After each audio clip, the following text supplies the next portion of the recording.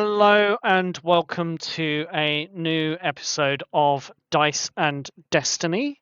Today we are joined by two special guests, one of whom is still en route and will be joining us shortly, and the other is a cameo from a wonderful friend of ours on the server called Kale. If you'd like to introduce yourself, Kale, that would be great. Hello. I'm Kil. I go by him or they them. I'm 27 years old and been playing OBGMO down the street. I came from Awesome. Southeast Asia.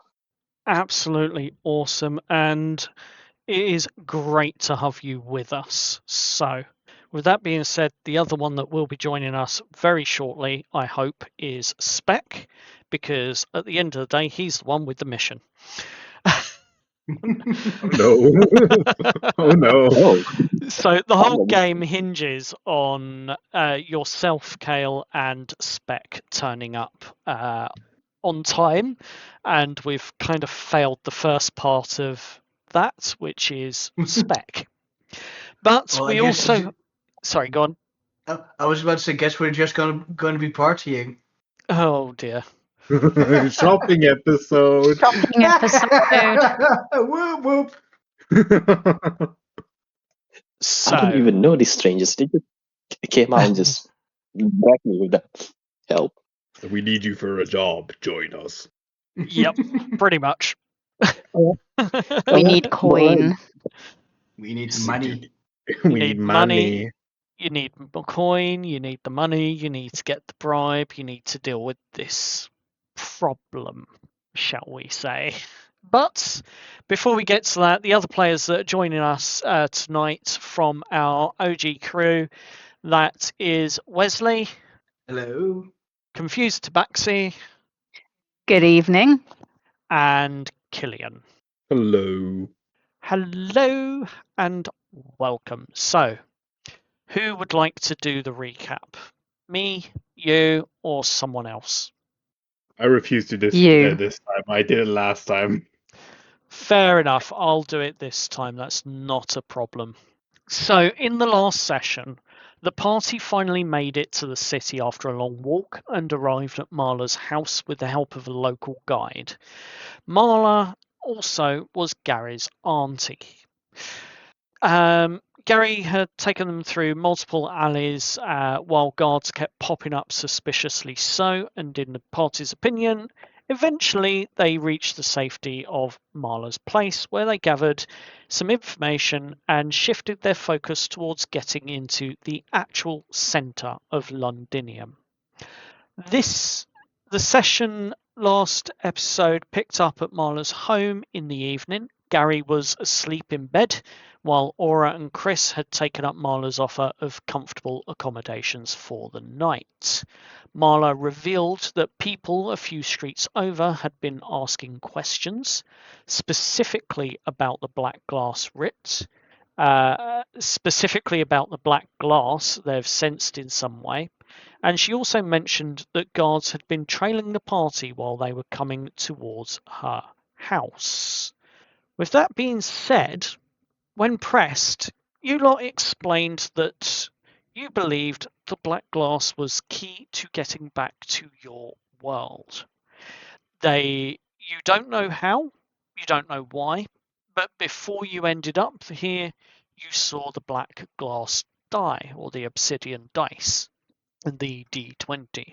And when you woke up in this world, Marla connects this to her interest in seeing, to your interest in seeing James and Victoria at the Cambridge Tailors. Noting that they were in no rush to go wherever they came from, but understands the appeal of speaking to them. Marla then shared something that she noticed when she opened her door to speak with her little birdie, that a lamp across the street was lit, but wasn't giving off any light, and that there was something wrong. She suggested that you lot should investigate, offering to have you either top it up or get oil to refill it yourselves. You headed out with no backup essentially. As you approached the lamppost, light began to fail. Steve, you tried to cast a light cantrip on it, but it fizzled out before it reached the lamp. And the darkness wasn't natural. It was the wrong type of dark. And as Jess tried to light the lamp manually with a lighter, the darkness intensified and you found yourself suddenly blind when your head rose above a certain point. Steve casted Detect Magic as a ritual, taking about 10 minutes, and during this time, the rest of the party kept watch. Detect Magic revealed evocation magic in the area, and an Arcana check identified it as an older variation of darkness controlled with meta magic. And it was focused on the lampposts themselves, with the investigation revealing markings and scratchings at the base of the lamppost, something linked to the spell. In total, there was, you worked it out, something like 500 and something of these along the route? 528. 528, which we'll get to as to why that's important later in the recap. However, you headed out and the night really set in, and you managed to follow the trail to a courtyard area where you met with the lantern rites. And Jess pulled out her high-end LED camping lantern, and it really was bright enough that it didn't dispel the darkness, but it could be seen within it. And Jess was questioned somewhat about how powerful a magic this lantern that she held was to cut through magical darkness like that. So that even though it wasn't giving off light, it could still be seen as lit. But then Aspen spotted a rather unfortunate person up on the rooftops and decided to try and hunt them down.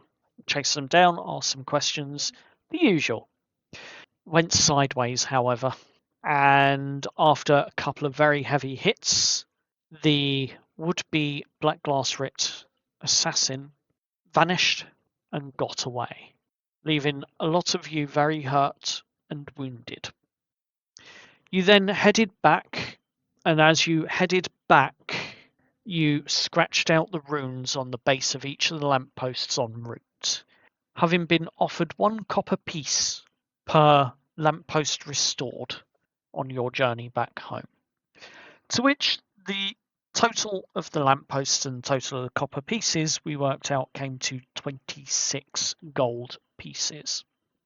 You haven't collected your gold yet, but you are taking a very, very long rest at this point in time, and you are at Marla's, and that is where we're going to regroup in the session. It is at this point that Aura and Chris decide that they wanted to get up and have a look around the city. They were up early, they slept early, and they've decided to disappear for the day, have a look around, do a bit of shopping. Aura intentionally mentioned that she was going to go to a chapel, if she could find one, to say some prayers to Shantae, and Chris wished to accompany her. Aspen is looking fairly ill, despite having had a long rest, and the poison that she had been hit with by this assassin from its blade seems to have taken root. Amala, being the ever-wise woman that she is, has sent someone out to get a potion in order to help restore her health. So with that in mind, Aspen is laying there in bed. The rest of you have just woken up, and there is some bread and dried fruits on the table for breakfast. Marla looks at you and she simply says, "Well, sorry I haven't got much, but it's the best I can offer at this stage. haven't had much in the way of orders coming in from the gold jewelry that we've been crafting. It's business has been a bit slow, so we're kind of on our last legs. If you do decide to do any shopping, it'd be grateful if you could bring some supplies back, considering you're living here for the temporary meantime. It'd be appreciated.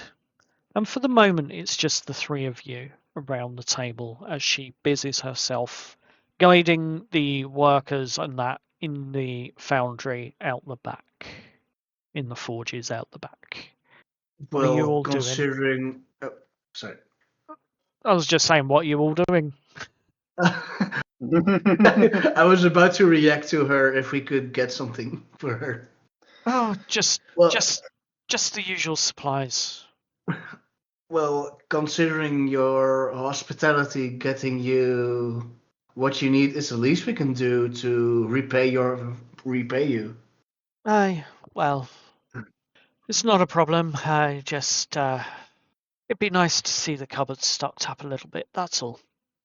Could you perhaps make a list of what you need? I'm afraid I'm not quite familiar with what you would require. Of course, that's not a problem. Just think, what would you have in your cupboards at home? The dried biscuits, bread, fruits, maybe some, I don't know, maybe some meats, that sort of thing, like a leg of ham or whatever you feel would be suitable for ripping up a feast or a evening meal, I should say. Need about 3 days worth of food though, at least, before any of us gets our actual pay. And you lot have, well, kind of taken me by a bit of surprise. I wasn't expecting the company. That's all. Yeah, that's more than fair.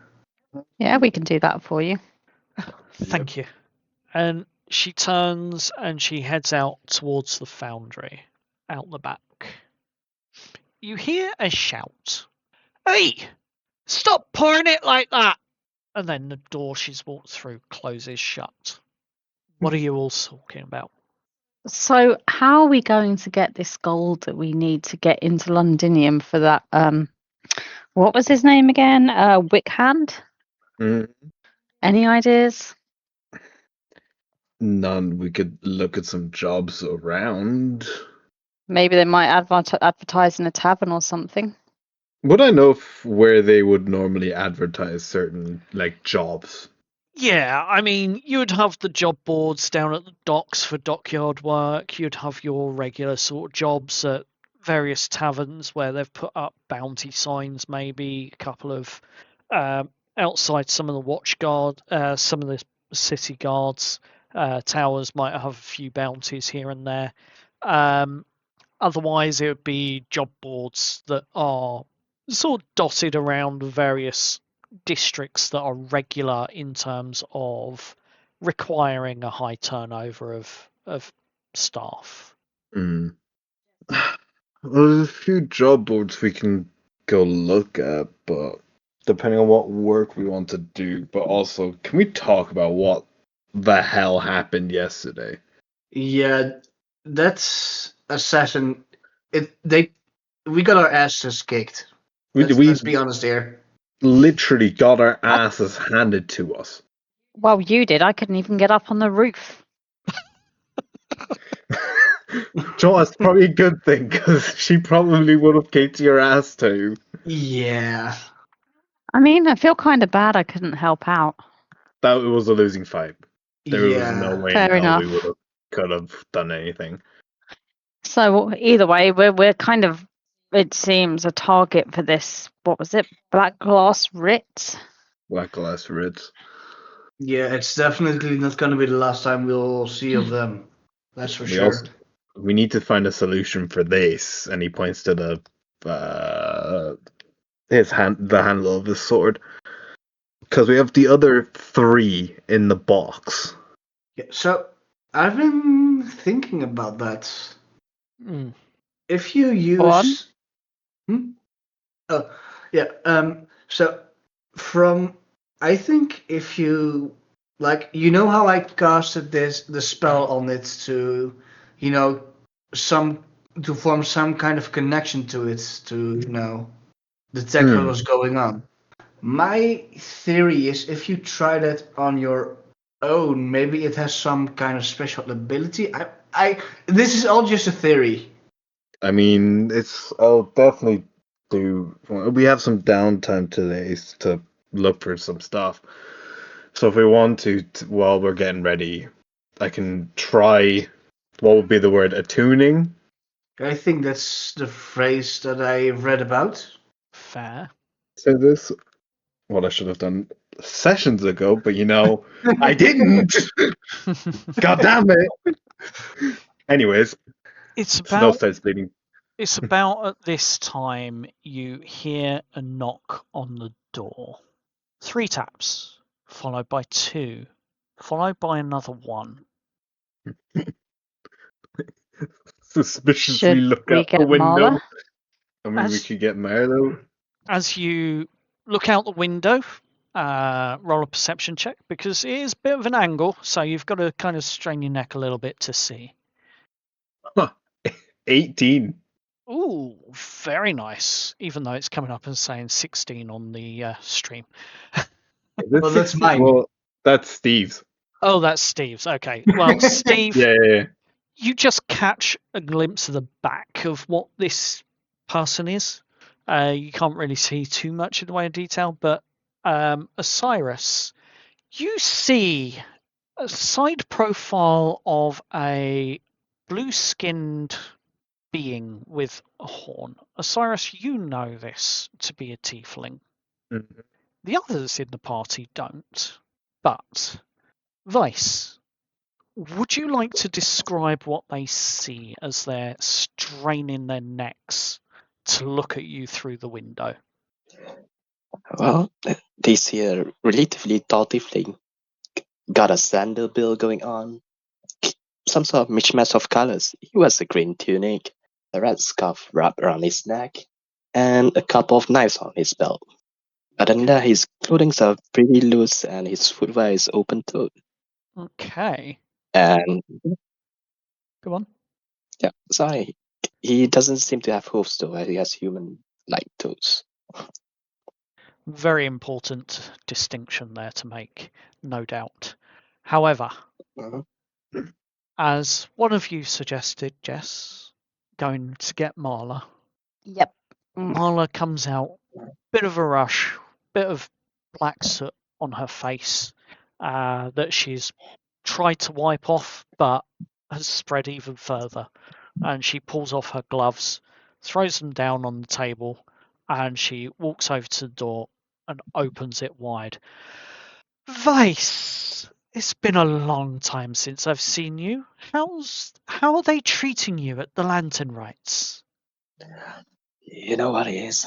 Always been on jobs. And it's nice to finally meet you again. How's the business? It must Slow. be quite. I wish it was I wish it was busy, but it's been slow, and I'm actually grateful considering some of the guests I'm hosting. Yeah, speaking of which, do you know anyone of. Let's see the names of. As you pull out what appears to be a scroll with maybe an envelope and a small lantern right seal on it. The names read Steve, Jess, Osiris, Aspen. Yep. Let's see. Do you know of any Steve, Jess, and I guess Osiris? Of course I do. They're here, but what brings you this way? I got a message from Wickman. Ah, they did mention something about. Well, I suppose that makes sense if the Wickman has sent you. Very well. Come in, come in, come in. Let's not keep this door open. And she invites Yeah. you in, to which you see before you a half orc and 2 humans as she closes the door behind. Who would like to describe themselves to Vice first? I'll go first. So you see a human woman in her about 30 years old. She is 5'7", so she's tall. Well, I'd say average to tallish for a human female. She is wearing clothes that's clearly from this world. So she's wearing tight, kind of black kind of trousers with kind of pockets, a black kind of jacket with a hood, and do I have leather armor? I don't think I have armor. And yeah, that's it. So and she's got long black hair, which is kind of tied up into a high ponytail. Yep. And Osiris, would you like to describe yourself to Vice? Sure.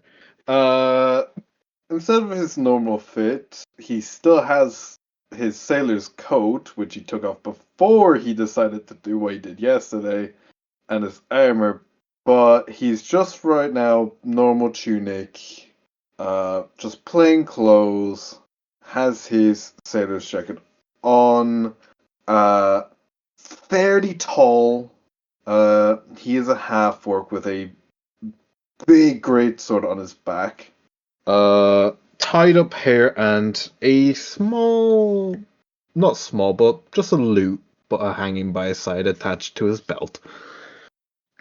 And finally, Steve.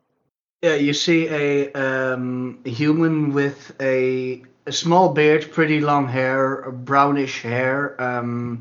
He has a big tattoo, or in your case, image of a dragon on his right arm. He's wearing leather armor and a tunic on one side of his, on the right side of his armor, and he is about 6 feet tall. Well, here are the individuals that you seek. I wouldn't normally have let you in unless I trusted you, obviously. You know how we operate here. Yeah, it's nice to see you again, my love. Sorry it took, too long to visit. It's quite all right. I know when people are busy, it's hard to keep a social calendar. How's Gary's doing, by the way? Gary was, well, let's just say his actual mother and father have been kidnapped in that last run. I'll check the lanterns after this then. Yep.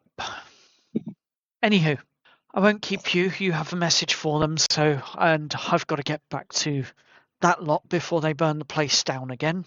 Don't want to repeat of what's happened 10 years ago, do we? And she picks up her gloves, turns around, and scurries out of the room, closing the door behind her. The floor is yours. I'm still sorry about that. I'm still sorry about that, Mal. It's okay. Don't worry. Who's in the fire? Okay. Are we in trouble?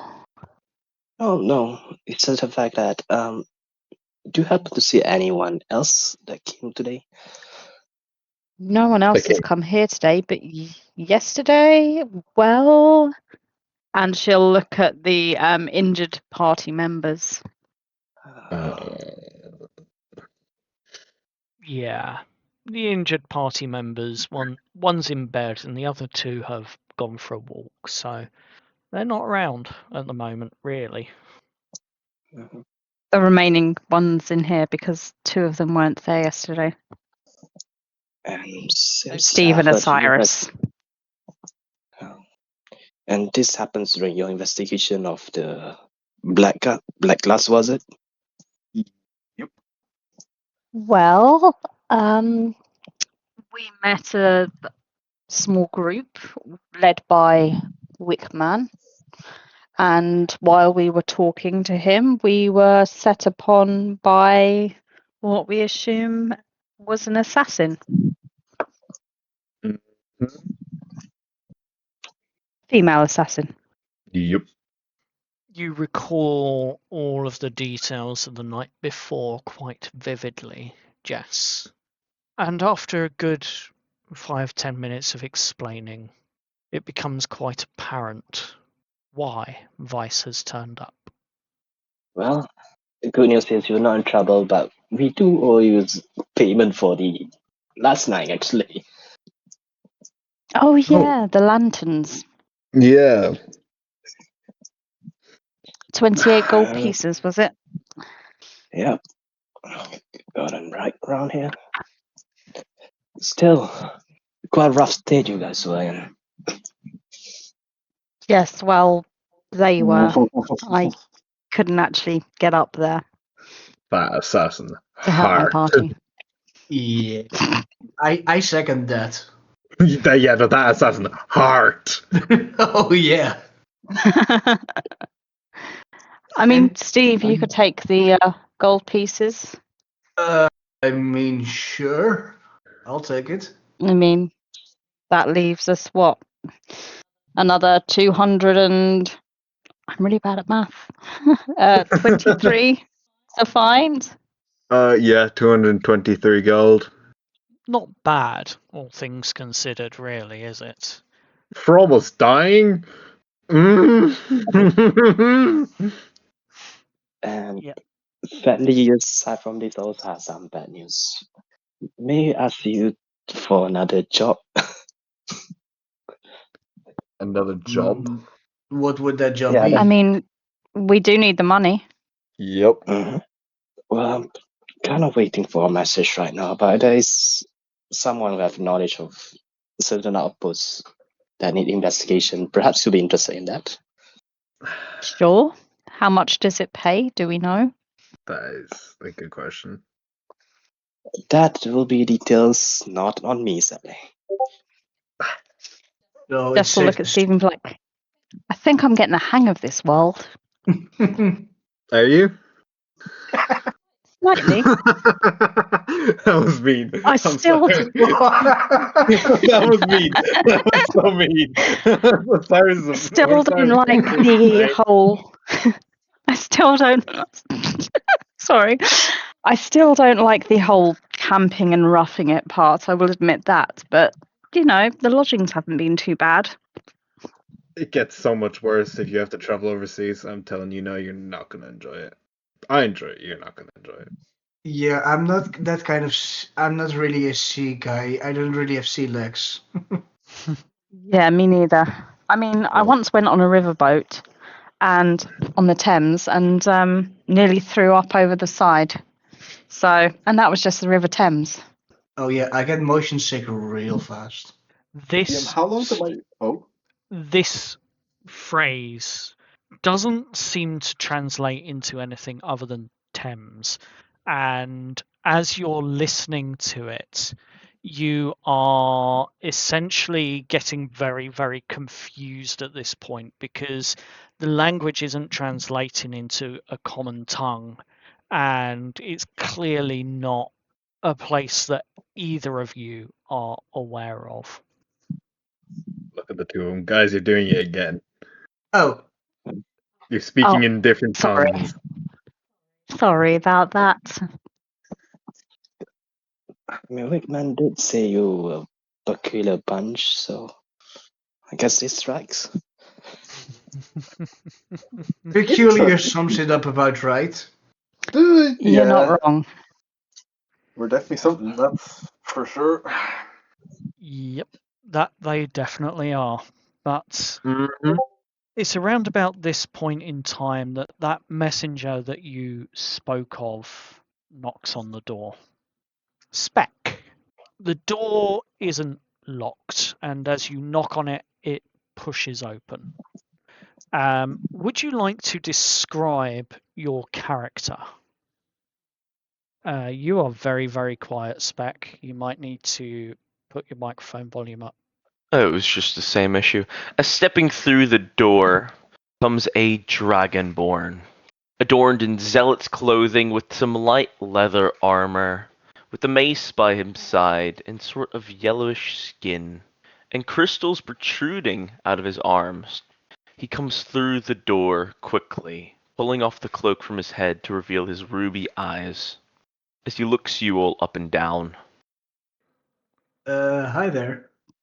Jess is just going to be absolutely speechless and stare, and probably not realize she's staring so much, with just a bit of kind of surprise on her face. As he's looking you all up and down. Sorry. Right. So, I don't believe this is the first time I've seen all of you. Is that correct? No matter. I hear you all need entrance into Londinium. Is that correct? Yep. Yep. Yep. Excellent. As Viren starts to walk over to the nearest chair, there's one to prepare to sit down, as he's carrying a rather heavy pouch of coin, as it's clinking as he walks before he takes a seat. Well, I have an opportunity for you all. You all need coin, and I need something done. I think this would be a rather good trade, don't you think? What is it you need to be done? What is it you need to be done? Yeah, no, that's the first question. So, let me just explain a little bit more before I tell you what I need. You all been, you all are quite popular, if you didn't know. Well, that might be the wrong word, but your presence has been catalogued, if you will. I hear that you've been watched by people that are beyond your means. They're after something that you have or you're after. Now, I'm not quite fond of them either. I propose a deal, one that'll benefit us both. The Glass Rit has an outpost nearby here. They've been watching you for quite some time. I don't want them here either, just as much as you all probably don't want to be found. I've got 250 coin on the table here, as I place down the pouch with a nice clink. If you Oh, will no. aid me in repurposing their outpost, what do you say? So let me get this right. You want us to infiltrate, clear their outpost with you, so you can use it then for all of this gold. That is correct. Though use is a very, very loose term. I have no need for their wares, but they've been a nuisance. How many are in this outpost? We will struggle to take down just one. That information I don't currently have. So we could be walking into a death trap. How about this? Let's scout first. Let's give us some time to prepare. Idea. Yeah, give us some time to prepare. Give us about an hour so we can prepare ourselves mentally and physically, because I'm going to be honest, we got our asses handed to us yesterday. One of our companions is still out. Yeah. Right. Well, I don't think we really have a choice, do we? Getting into No. Londinium and getting to the Tailors of Cambridge could be the clue or the key to us getting back to where we're from. Yeah, no, that's gonna be the main thing. Back to where you're from. Sviren has a sort of confused expression. It's a very, very long story. I'm sure it is. As a sort of crafted surprise is going to cover us, says, "Oh, introductions. I'm quite rude." Indeed. And as you're going through the introductions, roll me a perception check, both Vice and Viren. Right. Perception. There's the button. 14. Ooh! Vice. Someone got a 19. Yes. Vice, with your perception check as the introductions are being done, what you notice is the hilt of the sword that Osiris is carrying. It has been inlaid with black glass.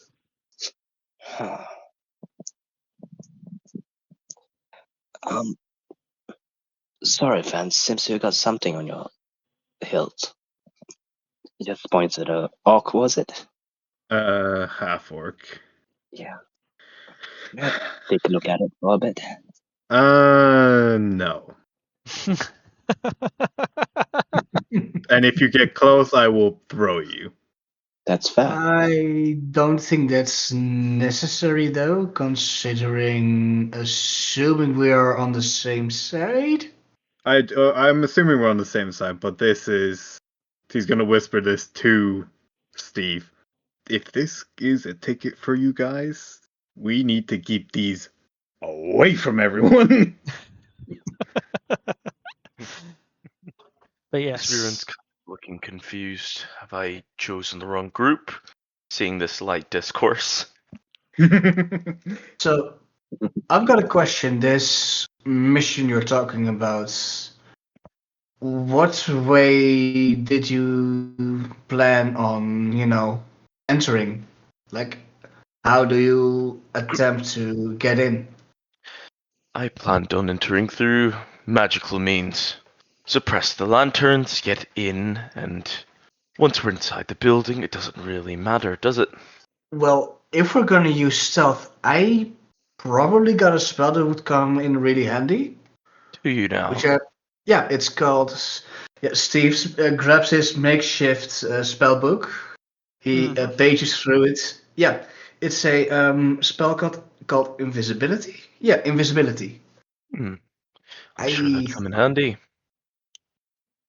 The idea is if we enter without causing too much of a stir once we're inside, it won't really matter. Those that see us from there won't have a chance to speak. Oh? But before then, we could most certainly get caught. Now, you wanted to scout, correct? I think that's a good idea. Mm-hmm. We need to see how I think many we've got we're no up against. choice. Yeah. I mean, from the knowledge that Viren has given you, and from what he knows that this outpost is set up in the slightly quieter part of the city in Eldamir. It's actually marked on a map for you on the above VTT, and it looks to be a small circular tower-like structure, but only a couple of stories tall at most. But he points it out and shows you your direction. Vice, you know this area, Eldamir, fairly well. After all, you've got a small shop of your own near enough that's out that well. It's not actually your own, is it? But you've got a small shop that's out there that you like to work at when you're not doing lantern work duty. Well, can't believe I need to go back here today. Usually I've been out for days. What? Zurian's tapping one of his clawed fingers on the table, waiting. What's the rest of the party doing? I think we should do it. I think so. As I Yeah, said, it could be a key. Yep. We need to get into Londinium either way. I mean, it's one tower. I think we should take the opportunity. Yeah, I agreed.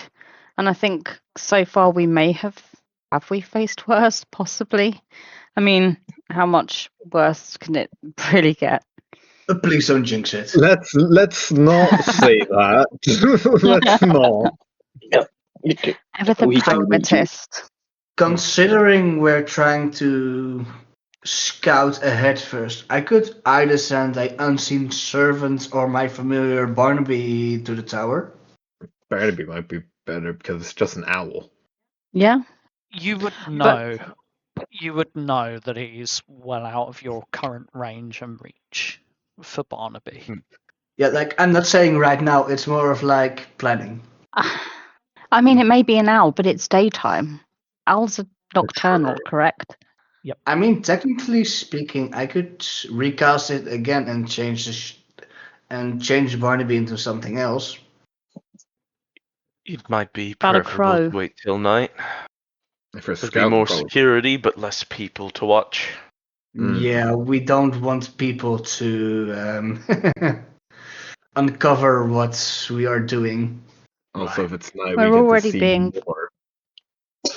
But we're already being watched anyway. Right. Hmm. You're already being watched. Though, having it happen during the night might reduce the amount of prying eyes that are unaware. You all are known, but you're not infamous, I suppose. And if it's nighttime, I might have something that could help. Ooh. Really. Then we wait for Okay. night. Sounds say like a so. plan. Sounds like a plan. So throughout the course of the day, how are you going to spend your downtime before you head out in the evening?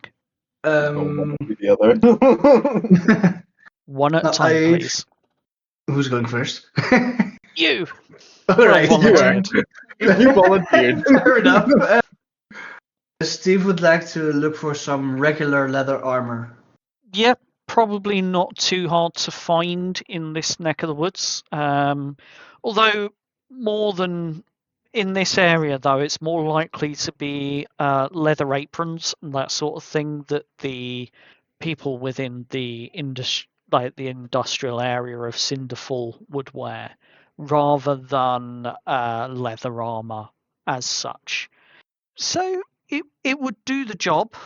It would help pad out some of the damage, but the leather apron isn't going to be as sturdy. But it would definitely help keep you a little bit safer. Well, I suppose it's better than nothing. What's your normal AC? I have studded leather armor on, I think. Why are you swapping it with a leather apron then? Wait. No, I'm trying to because right now I have padded armor on. I'm trying to look for regular leather armor Right, I see. Ah. because padded armor gives me disadvantage. Oh. Oh yeah. Yeah.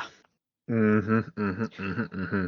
So if you take one of the leather aprons, Marla will effectively give it to you without any issues, and it will bump your AC by 1. Alright, so for purpose, just normal leather armor? Yep. For the purpose of Alright. this, on the sheet, just normal leather armor. It's more to cushion the blows than it is to prevent full-on damage. Probably not the sturdiest, but definitely better than nothing. Jess, how? Jess could probably use a few more arrows to replace the ones she's fired already. So, are you going to go out and look for some to buy, or are you going to try and make them in with what tools and sticks and stuff is available? I'm gonna go and buy some, I think. Fair enough. After about maybe an hour of wandering around the town, you do find a small market stall in the area that is selling some basic arms. So your sort of standard swords, short swords, bows, couple of arrows, and a pot of other arrows that are marked with a special symbol on the quiver that they're stood in. But the arrows. Jess, Yep, go on. I was gonna say, Jess wants to have a look at the fancy arrows. Ooh. As you pick up the fancy arrows, the halfling behind the counter looks up at you as she's sat on a very tall stool. And she looks at you and she's like, "Got a good eye there, love." What do they do? Oh, I could tell you anything, couldn't I? But I'll be honest with you. It's the case that's fancy, not the arrows. Okay, what's so fancy about the case? Well, it's got a rune on it, hasn't it? Is that it? Well, I'm not a magical sort, but I've been told it's enchanted. I don't know what by or what with. I see. Did anyone of the party come with me because Jess is not magical? Yes, Steve is joining you. I will also join because we need to get groceries. I'm going to get groceries. So Steve, Sorry, guys, what does this remember. say? Steve? Can I take a look at it? You can if you'd like to do an Arcana check for me, considering you have been studying runes and magic. Yeah. I would like you to roll that Arcana check. That was so close to it. That 20. That was Oh, terrible Damn. roll. On an that's an Damn. 8. on an 8, Oh, you dear. can't figure it out. I'm sorry, I don't know what it says. Okay, so mystery arrows. Osiris, any clue? You're a blood hunter. I'm pretty well depth in Arcana, so I mean, yeah. If you want to give it a shot, you can. Well, draw. I might as well. Never mind. I go home. I leave. I never show my face again. I hop on a boat and go to a different country. I'm out, guys. Cyrus is gone.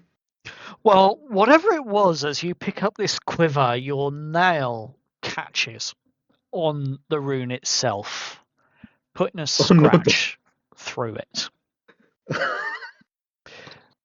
You hear You may have to pay for that. you hear a slight pop and a small fizzle, and then the rune just dims to nothing. It just looks like a child scratched on the quiver now. No, Half- no. The halfling looks up at you. What you gone and done there? That don't look right. What? Give that back to me. And he takes a look at it. You've gone and ruined it now, haven't you? And there goes 20 gold down the drain. I do apologize. That was not my intention at all. So how much would you sell it for now? It's damaged goods and should look over at Cyrus. Trying to get the deal out here. God damn. For you lot, 25 gold. You know what? How much are your standard arrows? They're, for you lot, 5 copper each. Each. 5 copper each. Is that... I've got a piece of electrum. That's more than enough. That's... Well, Electrum, that's... Hold on, I actually don't know Electrum in actual D&D terms. 5 silver pieces. Five in silver that case, pieces? yeah, Okay. I'm not going to offer an electrum then. So I've only got 7 copper. I don't know about you guys. If you could kind of help me out. I'll give you 2 silver. Thank you. Take 2 silver. out of 1 my silver inventory. piece. And she'll look at the halfling. That'll be 2 arrows. Looking over at the bleak financial situation of the group I've hired, Viren is going to, because Viren's been watching most of this time, he's going to sort of walk over, rummaging through his still nearly empty coin pouch, and say, "How much for arrows, lad?" Now, you know what you're doing with them, don't you? You know what the price is. As Viren would have been out of sort of range to hear this, he would have been just watching from a distance, but he would have seen the haggling over arrows and sort of taken that as a cue. She holds up a finger at you as if to say 1 copper piece, but she doesn't say it out loud. And she's still holding the quiver that now has a scratch through what once was a rune on it. Right. 1 copper each. As I'm going to rummage out a gold piece from my pouch, place it on there. Will you look over for me, please? Absolutely. And she starts filling the quiver with enough arrows to last you a while. 1 copper piece each. You have plenty. As Fantastic. soon as How they many do I add? finish, I'm going to hand it over to you right in front of them. You're welcome. Thank you. DM, how many should I add to my inventory? 10, 10, 10. That's 100 arrows, isn't it? Mm-hmm. You have 100 arrows. I wouldn't mind liking to know where you're keeping them all. Yeah, that's my question. Very big quiver. We don't have a bag of holding yet. I'm going to need to. It does not come with quivers. Steve, Yeah. have you got room in your bag for some arrows? I think I got some room left. You've enough room for 100 arrows. No, I got room for 99 of them. Oh damn! One has to be left behind. It's gonna be that one arrow that's gonna win us It's the okay. game. I can put that extra one in my quiver where I've used arrows. Oh, you have a quiver. I've got a quiver in. Oh God, where did I get? I don't even. Where have we been? You got the quiver. Yeah, Ironstead. You got the quiver in Ironstead. Ironstead off of the Azure Watch. Yeah. So with that little escapade out the way, leaving the now disenchanted quiver There was behind. one thing. Yes. I'm sorry to ask of this while we caused you so much trouble, but do you have any longswords? I do actually. I've got one that I can offer you. How much would that cost? She's kind of a little annoyed, but as she pulls out this longsword, nice, shiny, long, beautifully crafted, she takes one look at it and says, "How does 20 gold pieces sound?" Oh boy, I don't have enough. How much do you need? Sorry, I only got 13 gold. I have I'll 7, give- Steve. If you'd like to borrow some. I'll give Steve some gold. Can I roll an Arcana on this sword? You can, but I'm telling you now, if you roll above an 8, you'll figure out that it's just a standard longsword. Alright. Just not the, just slide a curse sword under the table. It's a Curse. consequence.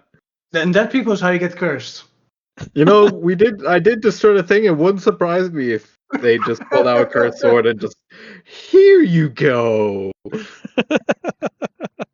Hang on a minute, Steve. You have the 26 gold from last night. 28. And wait, yeah. 28 gold from last night. And these gents are going to give us 250 to get in. So you've still got the 28 gold. Oh yeah, that's right. Oh my god, we've actually made money, guys. Yeah. We've made money. Amazing. We're going up in this world. We're no longer broke. For now. For now. Speak for yourself. I got 14 gold. Either way, are you buying the longsword or not at 20 gold pieces? Yes. Okay. I'll give. And you'll give. Go ahead. Oh, and I want to give 2 gold extra to apologize for the ruckus we made. So she was already smiling as you were negotiating this, not even bartering her prices down. She was already smiling. And you notice this, both Vice and Viren. You notice this right off the bat if you're there, which I believe you are. But as you hand over the extra 2 gold pieces for the trouble you've caused, her smile, this halfling smile, turns into a huge grin. Did I do something? Oh no. Thank you for your custom. Do come back again and try not to mess up any more enchantments. Would be advisable. Now, I've got other customers lining up and queuing, so if you could kindly clear the area, that would be appreciated. Thank you. Yes, of course. Come again. Thank you. Bye-bye. Walks off. Mm-hmm.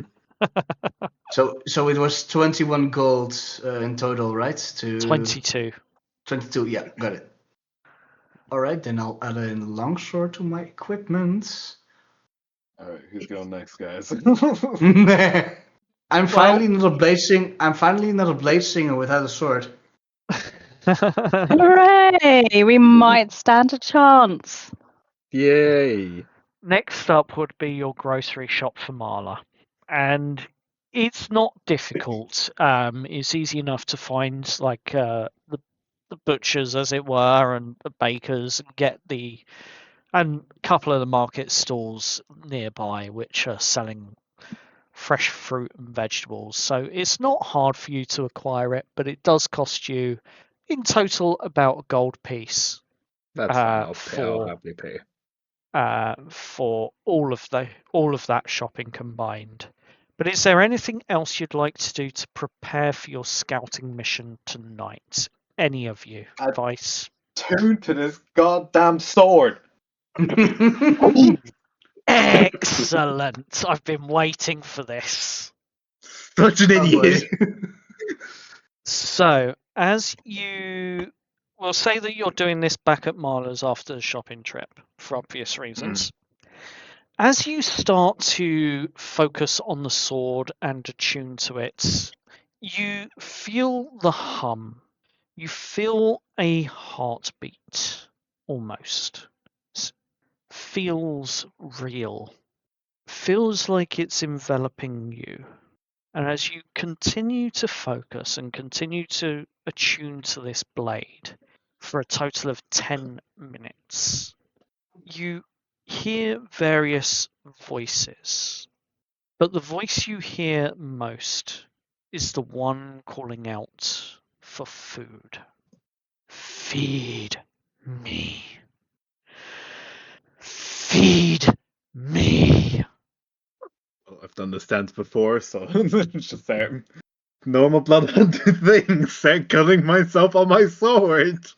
Okay, you cut your thumb on your sword once more, and you see the blood drip down the sharpest part of this blade to the hilt, where it seems and it appears that the obsidian inlay sucks in that blood and holds it, almost like it's changing the colour of the black glass itself from that black to a rusty red, but still mostly black. And as you continue to attune to it, you find that you have, for a blood hunter, what would be considered the Holy Grail. For blood hunter. Sorry? Well, carry on. For a blood hunter, this would be considered the Holy Grail of swords, where it would give +2 to an attack that to its damage that's done.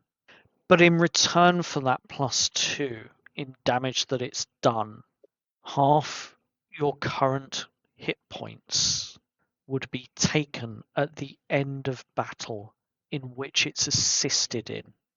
So if you have 30 hit points, it will take 15 at the end of the battle.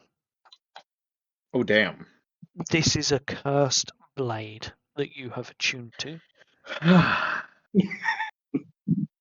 and you cannot detach yourself from this. You will continue to use this sword now. You can use other weapons, but you cannot put this sword down. And it will demand the blood that it desires. Mm-hmm. Whether that's yours or someone else's, it's not fussy. Oh, boy. God damn it. I mean, a +2 sword. I mean, Plus, it's a cursed sword. It's +2. Let me go into items. Mm-hmm. But it will drain at the end of a battle in which you've used it half of your total hit point pool. Okay. Cursed sword isn't coming up for me, so that's always fun.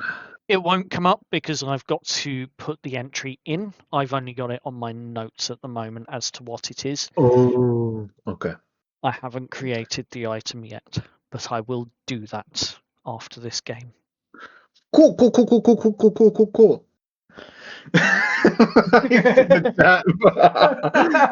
Cool. So now I just have +2 to attacks.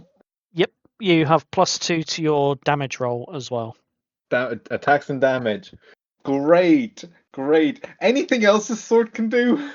Or do I have to learn that? That's That's all it can do. That is literally all it is. So I'm really shafted. Great. Great, Oh guys. no. I mean, this is the sharp sword. Do you know what? At least it goes up to a +8 now. So I mean, to attack. Yep, that it does. God damn it. The price of attunement can often be dear. Anybody got greater restoration? I really should have used identify on it. Yes, you really should have. You were planning to, but didn't take it. Go. You see, this is the type of thing that I have to deal with, Spec, with this group. They do not Oh, they look at the obvious. Oh, they would not survive a minute in my game. But is there anything else, especially yourself, Viren and Vice? Is there anything else that you are doing to prepare for tonight's scout of the outpost in Eldamir? Alright, I guess Not in Vice is. particular. Vice is? No, go on. Sorry. No, you were saying Vice. I insist. Well, Viren's gonna do little more than observe the party, sort of try and gauge their strength a bit more by seeing what they're picking up and how they carry themselves, but overall remain inactive, just observant. Fair. And Vice? Alright, Vice is going to try two things since we're waiting for nighttime, right? Yes. Alright, first is, trying to contact the Lantern Rights. Reports that delivery has been done, and we'll be joining the group for a bit, as Yep. intended. The second one is probably just noting a couple of, I guess, faces around the scouting area, just to see any traffics going in and out for a bit. Fair enough. Because As you're going about your day and you're spending some time up in one of the courtyards for the Lantern Rights and handing them the message saying that it's been delivered, you then move on up to essentially where your old shop, your old weaver's shop was, before you disappeared for a bit. And you know fairly well where this outpost is, and you can see the outline, the outside of the circular walls that only have a few slits every so often in it instead of windows. And as you're walking past you, I would like you to roll a perception check for me. Perception. Yeah. But as you're walking past, you notice the streets has its usual sort of quiet, idyllic, quaint almost individuals that are wandering up and down the roads and trying to essentially get to wherever they go. This tends to be a much quieter village compared to the rest of the city, but it's still considered to be a big part of the city itself. This is where you're more likely to find the artisan trades and the sort of like the weavers and leatherworks, tanneries, the clothes makers and shoemakers, that sort of thing. And then further out on the far side of Aldemir, you're more likely to find foresters and rangers that basically go out and hunt their game to bring back and sell just to make a buck or two. This is a fairly well off part of town, considering. Not poor by any standards. Most people here have money. They just don't show it so easily. But with your perception check, you don't really notice anything out of the ordinary. The traffic seems to be steady through the day as you go to your weaver's shop and sit and watch the roads. The people are just your regular folk. nothing out of the ordinary really stands out. And all you can see in your journey past it, even the second pass you make, which I will get a second perception check for, but the most obvious thing that you see is the two guards out the front of this Two building. cars out of front. Two cars out of front. No big windows, just small slits. Yeah. Okay. I thought. Oh my god. This is going to be a Let's just fun get it out of session. the way. And that is Let's once just get it again, out of the way first. yep. And once again, that is all you notice on your pass back as you go to rejoin the group. Oddly enough, it is about an hour and a half's walk from Eldermere to their home, which I will draw onto the map for you in a different colour, where they're currently residing. Yes, choose that one. And they are currently residing here. All right. So it is a good hour and a half to get back, unless you can hitch a ride off of someone, but even then, most people tend to walk on foot here. We'll take the scenic route, taking some fresh air. He's been busy with lantern right jobs for a bit. You head down via the docks, take the long route round, enjoy the scenery, smell the fish that's being brought in, noticing the rise and fall of the tide of the Silver Lake itself, as though it's almost breathing, but also taking note of the tide marks as you walk past, noticing that, yep, they've dropped again. Just a little bit, not much, but noticeable as you head back and rejoin the group. It is now nightfall and the evening as you set off as a group. Walking through these cobbled streets and rough-hewn roads, as you weave between buildings and travel through different smaller alleyways that Vice and Viren are aware of, to try and keep off of the main roads. You follow the path, and it does take you a little bit longer. However, you eventually make your way to the tower. Well, it's not really a tower. It's only a couple of stories high, but it's definitely circular in its nature. And you see, hopefully I can switch you over to this, and hopefully your views is only where your character is. You might have to zoom out on the map. Right. Oh, And fun. Oh, fun. No, The whole no. thing. Goodness. Oh boy. Where are you all seeing the map? It's not loading for me. VT above VTT, it should load. it's all right. Yeah. You can also see it on the stream if you need to. The stream isn't loading either. Guys, we're doing so good this session. Have a look on my Discord then. I'm trying to look at the Discord and it's failed to start camera. Oh my god. Okay, bear with me. Let me fix the camera so that you can at least see something. But in the meantime, you can always install the above VTT extension in your web browser. Ah. God. It wouldn't be our game without technical difficulties. Come on. That's so true. That's so true. Honestly. Having meltdowns in the group chat and then technical difficulties. Yeah, no, absolutely. That It's seems all about right good. for us. Yeah. It's all good. Spec, I've also sent you the map in your DM. Yes, thank you for that. Every technical issue. It's all going bad. It's all good.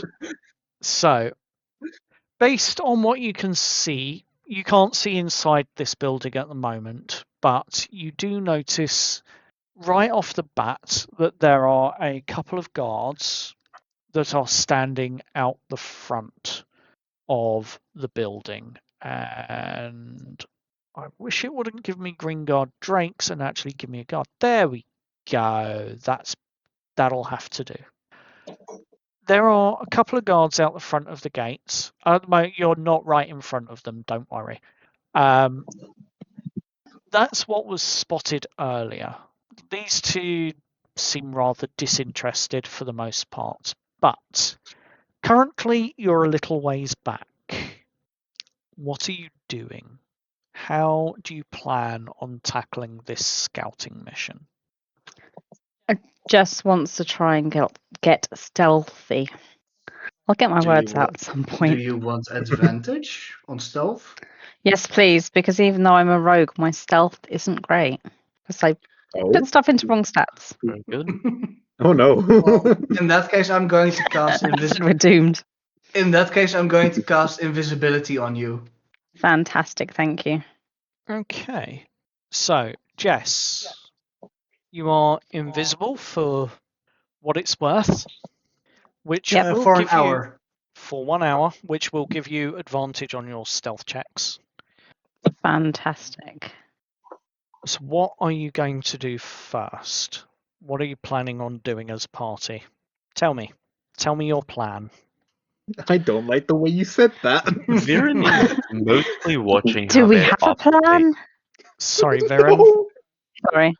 Viren is mostly going to watch how the party operates with each other before going off on his. Fair enough. So you standing, taking a step back and looking over at the party and watching what they do more than anything else. But you're still keeping your eyes open and keeping yourself somewhat concealed and inconspicuous. Vice, what are you planning on doing as you've decided to tag along with this group, knowing how Vice is hopeless they seem to be? I resent that. Vice? Vice is just going to check out the lights that are on tonight. He's just counting any torches or anything, any source of light right now. Okay. As you are checking that out, we will get to that, but I would like you to prepare a perception check. And if you're going to be going around the building looking in through the slits that you can to see or determine anything, then that would be stealth plus your perception. So get those rolls prepared. Osiris, Yeah. what are you doing? Okay, two guards at the front. There are no other people around, right? Or are As there far as other we people? know. I'm just gonna take a good few minutes while everyone's doing their thing, just Yep. to keep an eye out if anyone windows around the tower, on any balconies or anything, if there's movement. From the angle that you're at and where you're positioned, it's clearly obvious there's no balconies on this building. Through the slits that you can see, that would be a perception check. And I will do just that. Wesley, I can't do that. Yeah. what are you doing? I'm asking Barnaby to fly around, around the area to see if there are any, hidden passageways or ways to get inside without the guards seeing us. Okay, so for that, I would like a perception check, please. From Barnaby, I assume. Yes. Let me Are you embodying Barnaby, or are you letting Barnaby do the work? I think naturally? I'm sitting back a little to be discreet and in a safe spot where I can look through Barnaby's eyes. Okay, so looking through his eyes, just off your natural perception, you would spot another couple of guards almost at thirds, almost splitting this tower into thirds, and we'll get a perception check off you as well. Alright, since it's perception, Barnaby has advantage Yep. because of keen sight. So we'll get that perception check ready and in the chat. Oh, these are not great rolls. Nope, they're not. None of us are really good. And confused Tabaxi, as you are invisible, what is your intention here? My intention was to kind of is the tower kind of is central, isn't it? You can walk around the tower. Yes. Once nothing has already been done though to walk around the tower to see if there was another entrance. So walking around the base of this tower, Stealthy like. yes, and invisible. Mhm. First of all, I want you to give me a stealth check, please. With advantage because I'm invisible. Yes, Yeah. because by God, this party I seems to wouldn't- need it. Yes, oh my God. Wow. Yeah. Why do you think I 15. stacked invisibility? 15. No. You don't spot anything yet because you haven't rolled a perception check. Oh, I'm so sorry. But this wouldn't be perception, this would actually be investigation. Oh, I've just rolled perception. I know. Looking around, you spot these guards and you are clever enough to avoid them. But your investigation, as you're looking for other entrances, Come on. Ooh. That's pretty good. 21. that is pretty good. You don't His roll so far. spot any other entrances, although you do notice that one of the window slits at the back of this is slightly wider and could possibly squeeze the majority of you through one at a time. I will walk back round and feed back to the party. Does that include Osiris? Because Osiris is kind of a lot bigger than us. Hence my phrasing. No. I'm sorry, Don't make him Osiris. go on his own, please. Don't worry, no one gets left behind unless Steve says otherwise. So there's a slit around the back. I believe it's big enough for all of us other than you, Osiris. Or you could probably send Barnaby in to have a look around through that slit and see what the layout is and if there's anything else other than those two guards at the front. Okay. Before we get to that, the rest of you have unfinished perception checks. Mm-hmm.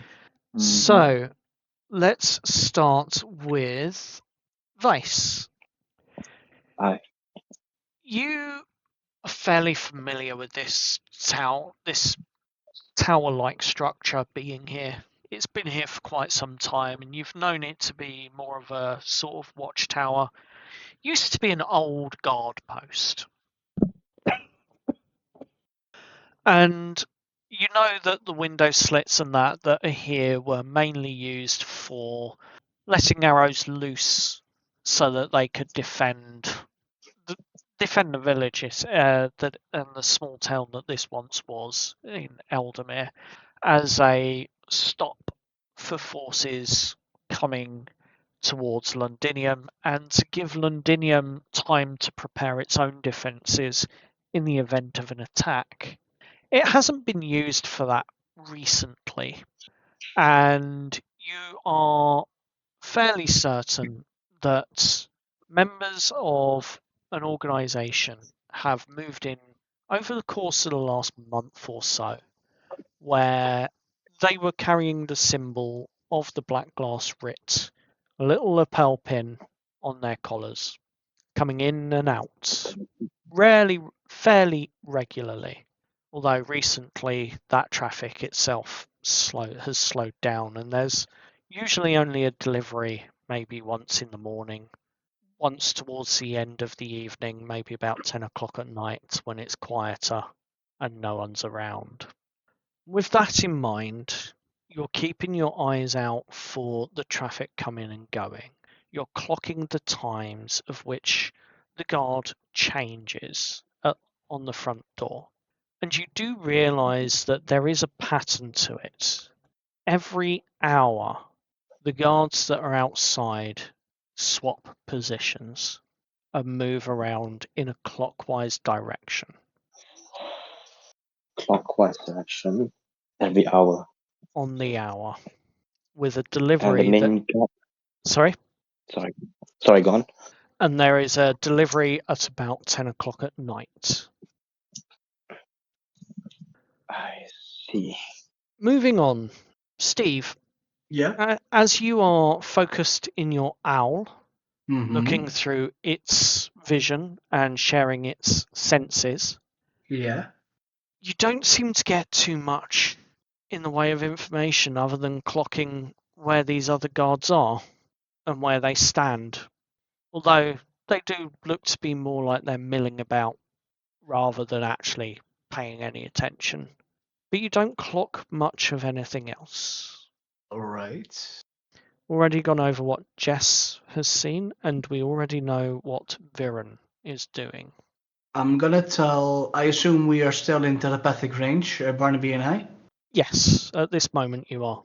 Yeah. All right. I tell Barnaby to come back for now, and I relay that there are 2 more guards around the back. You'd say, or Yep. yeah, around the back. Also, I'm going to use Arcane Recovery to regain my 2nd level spell slot. Fair enough. So with the information that you've got, Jess, Yes. it is quite clear that you have a lot more information than the others. Yes. So, obviously, I relay the information back to the party. I have an idea. So, if the guards change every hour on the hour, will that give us some time to get in that brief window? Yep. Or we could cause a distraction and to make the guards leave their post. I mean, there should be a delivery around 10, which might be soon if you want to use a window for We it. could eliminate the guards. The thing Or we is, could just sneak in. here's the thing: we don't exactly know how many guards there are waiting for us. Yep. But good news is there haven't been a lot of traffic lately, so it's lesser than it's supposed to be recently. Mm. At least from the foot traffic. We could use the delivery as a distraction. Yeah. And if you need someone to be loud, I could always be loud. It's about this time that you notice a couple of additional individuals walking seemingly in a seemingly random pattern up and down the road, as they are maybe slightly drunk from what you can tell from where you are. They're staggering a little bit, but they walk up to the front gate as you're concealed and watching. And as they stagger up to the front gate, the 2 guards that are there stand to attention. You're maybe a bit too far away to hear what they're saying, but it's fairly obvious, as both of these guards take it in turn to punch these 2 individuals in the gut, one each. Turn them around, spinning them on their foot, putting a boot on their ass, and moving them away and moving them on. And then you hear the shouts and jeers, "Get out of here!" Well, they seem pleasant. Okay. Here they are. So, game plan. When the delivery comes and they have a distraction, some of us can sneak in, and maybe the rest, with Osiris, because you're too big, can go maybe the front. I mean, I'm gonna be honest. I'm not particularly stealthy. What is my stealth, actually? This is a good question. Oh, dog. Yeah, no, I'm not stealthy at all, so yeah, no. Yeah, but when you think about it, nor is Aspen. True. You're Oh. so right. For the record, Aspen has been the stealthiest out of the entire party, and she is a barbarian. Yep. Goodness. Yep. Yep. Mhm. How about we sneak in, a couple of us sneak in and take the guards at the front from behind, so you guys can come in the front. I could get an unseen servant going up, open the door from within. See, I but could command the guards to move away from their post, far enough away that they wouldn't hear inside. that might be a good There we idea go. because we Yeah. don't. If you guys want to sneak inside, that's cool. We don't know what the inside looks like. There could be like 10 other dudes in there. Yeah, hadn't thought of that. Yeah, no. So sneaking to the front door when you guys are already in probably isn't the best idea. Then let's just cause a distraction to the guards at the front and go in the normal way. I can make Barnaby do a distraction. Let's just do this. We can't keep standing around talking about it. We need to get on and do what we have to do. Viren's taking going to walk out to the open sort of path with a clear eye shot to the gate and the guards. Mm-hmm. As I'm going to just keep walking until I get within 30 feet or so of the guards. Okay, And I'm going to cast Command at 2nd level. brilliant. I'm going to need a Wisdom saving throw from both of them. Yes, you will. There we go. +0. Brilliant. So the first one is a 16 to save, That will be a pass. and the second one fails with a 9. Excellent. Then I will order the second one to approach me, moving far away from their post. Okay, so we're going to assume that you are coming up from the right of this building as you are walking up the road. You get to about 30 feet, which from the size and scale of this building doesn't seem to be that far. No. And But I'd it like is- to add one detail. Yep, I issued this command telepathically using my psionic mind. very well. As you issue this command telepathically, the guard that is obedient in the command turns to the other one and simply says, I think I see something over there. Got another one coming up to us. Gonna approach him and see what he wants. And he walks the 30 feet to meet you in your face, fairly confident and slightly boisterous in his nature because of what he's just done to two rather innocent passers-by.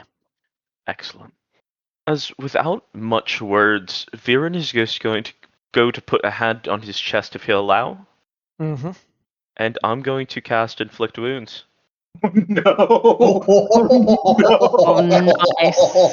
I'm going to cast it at 1st level, why not? Fair enough. Oh god. Alright. Could I barter for advantage on that roll to hit? Since I put my hand directly on him and it's a touch spell? Yeah. I mean,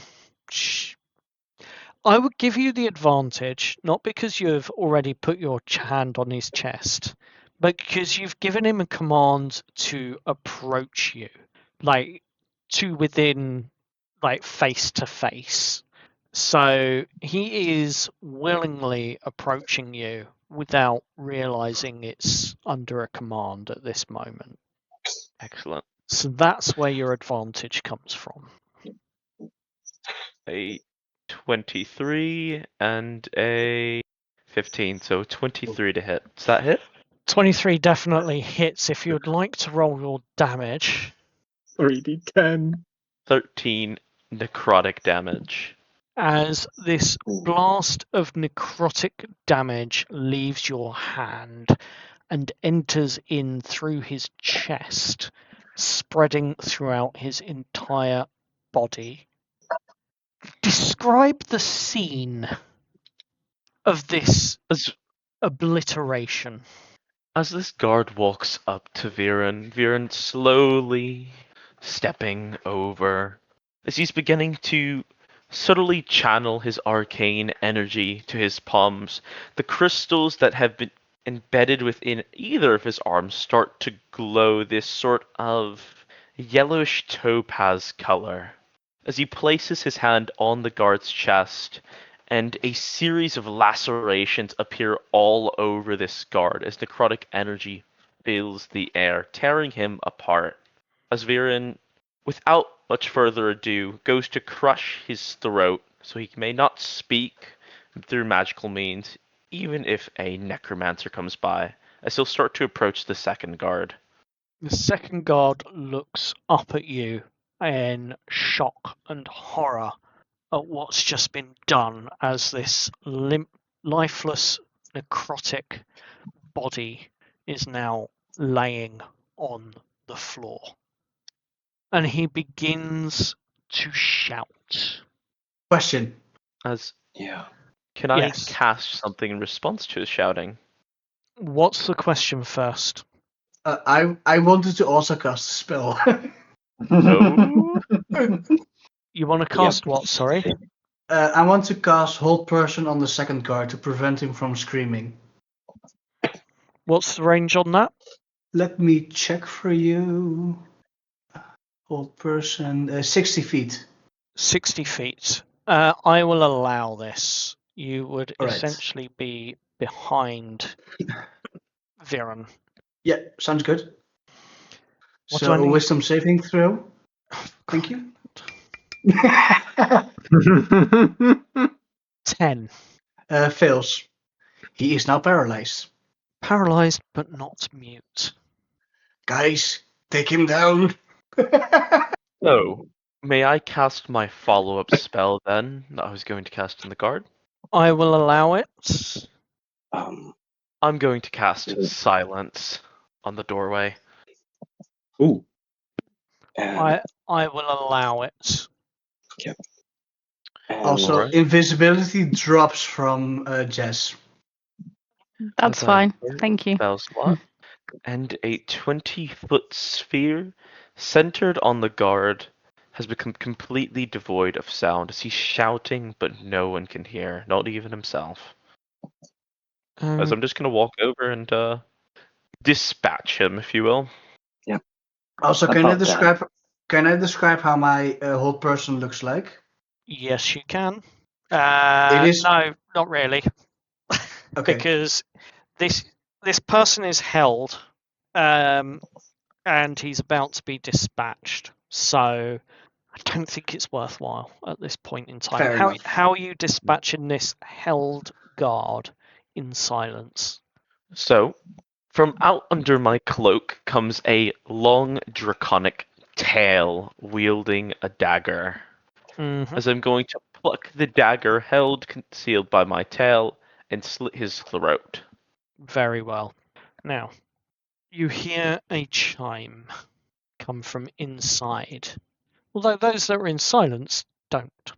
But the others do. Must be the turn of the hour. You do successfully slit his throat, and he does die. But it is the turn of the hour. What are you doing?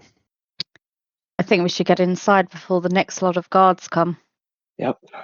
Yep, it's now or never. Yeah. Viren's preparing to crush this guard's throat as well, so he may not speak, unaware of the circumstances abroad. Okay.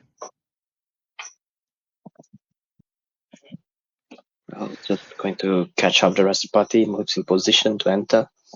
Mm-hmm. Uh-huh. So you all make your movement over to the doorway. Yep. What are you doing? The door is not unlocked. Jess will try and pick the door. I look if one of the guards has a key.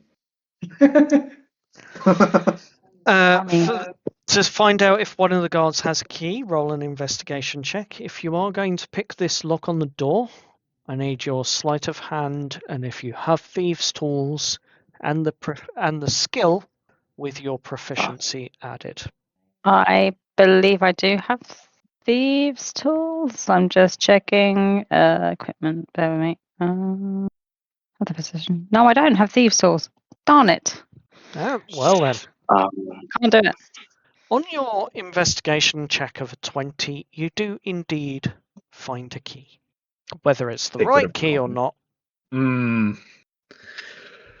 Might as well try it. Will it fit? funnily enough, it does.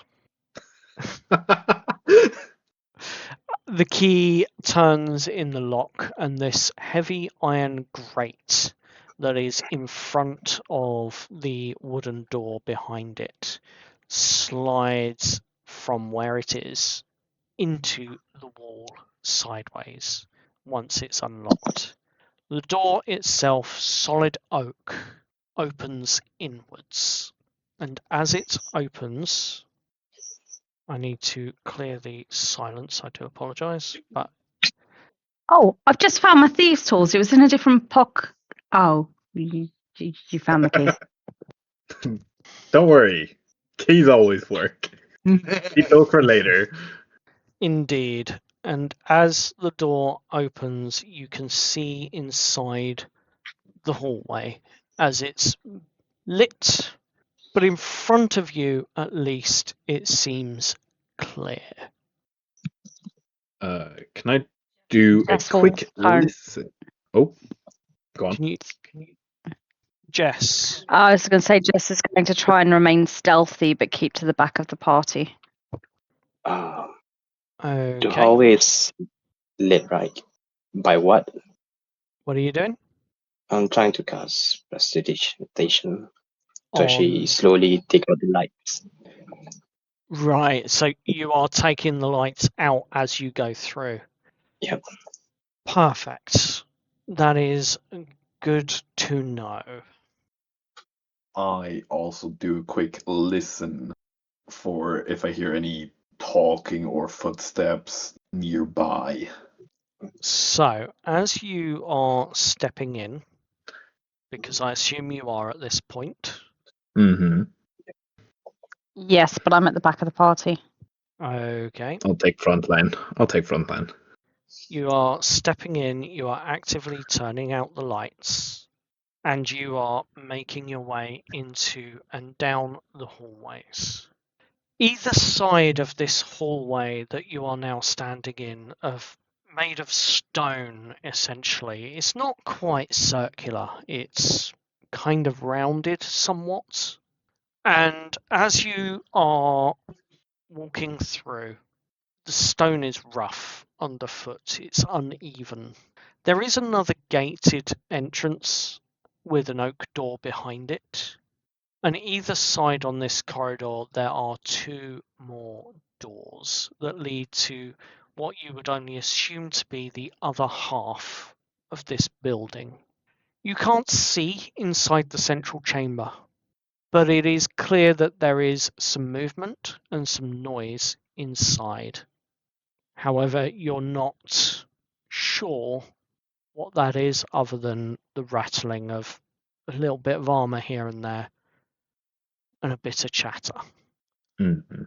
Putting the lights out down the corridor, it's around about this time that the two dead guards have been discovered. As the guards are walking around, they haven't seen you going into the corridor yet. They are just off to one side. They haven't quite made it to the door and where it is. But you are now inside this building and you have a choice. Do you go left or do you go right? Or do you try to go into the center through the central door? Ooh. Viren whispers something to the party. Viren can whisper something to the party, yes. I think we should save the study for last. We should Mhm. look around. There should be things around, more people hidden.